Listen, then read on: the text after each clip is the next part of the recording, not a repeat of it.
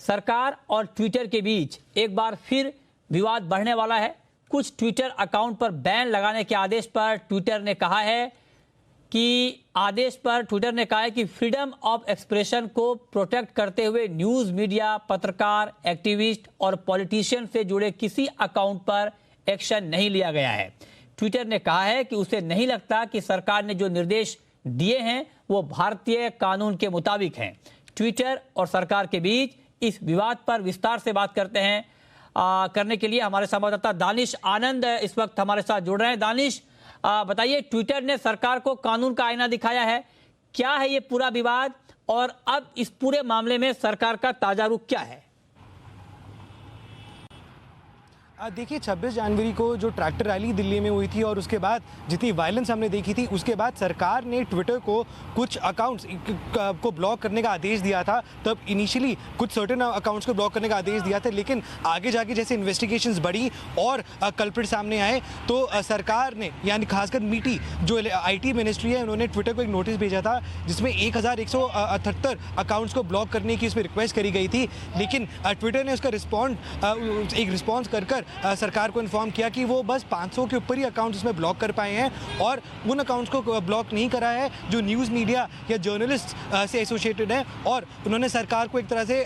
कानून का पाठ पढ़ाते हुए बोला कि जो बाकी के जो बचे हुए अकाउंट्स हैं वो इंडियन जुरिसडिक्शन में फॉल नहीं करते हैं, क्योंकि वो जो अकाउंट्स हैं वो इंडिया से बाहर सेटअप हुए हैं।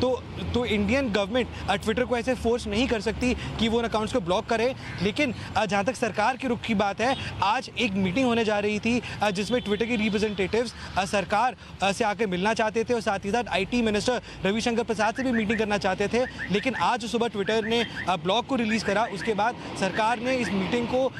एक तरह से रद्द कर दिया है और सरकार ने साफ साफ इन्फॉर्म करा कि जो ट्विटर की तरफ से स्टेटमेंट आई है वो एक काफ़ी अनकॉल्ड फॉर स्टेटमेंट थी, क्योंकि जो सरकार की इंटेंशन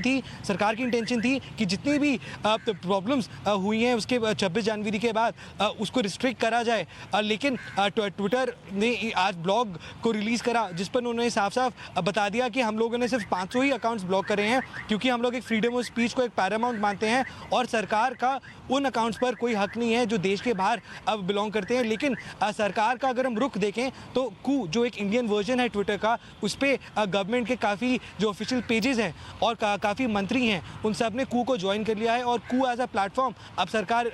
को यूज़ कर रही है। साथ ही साथ जो सरकार की स्टेटमेंट आई थी इस ट्विटर के मुद्दे पर, सरकार ने पहले जो स्टेटमेंट दी थी वो पहले कू पर दी थी और कू पे देने के बाद ही उसको आगे जाके ट्वीट किया था। लेकिन इसके रेपरकशंस ट्विटर के लिए काफ़ी ज़्यादा हो सकते हैं, क्योंकि सरकार काफ़ी समय से सेक्शन 69 IT एक्ट का बताती आई है जिसमें एक पनिशमेंट 7 साल की दी जाएगी। तो अब कुछ समय के बाद सरकार का एक अभी बहुत जल्द एक रिस्पॉन्स आने वाला है इस पूरे मामले पर। जी, बहुत शुक्रिया दानिश आपका इस पूरी डिटेल रिपोर्ट के लिए।